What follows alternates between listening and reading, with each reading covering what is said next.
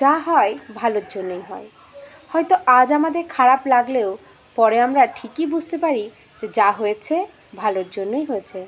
2 number, নিজের আপনজনদের খুশির জন্য কখনো কখনো ত্যাগ স্বীকার করা দরকার, কিন্তু সেটা সব সময়ের জন্য নয়, কারণ দিনের শেষে নিজের খুশির খেয়াল কিন্তু নিজেকেই রাখতে হবে।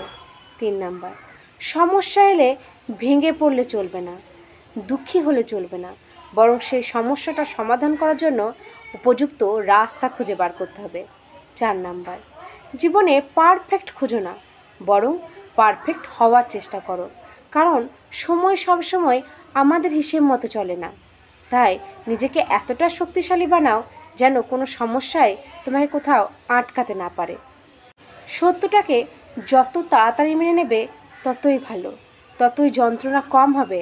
আর মিথ্যে সান্ত্বনা শুধুমাত্র যন্ত্রণা বাড়ায়।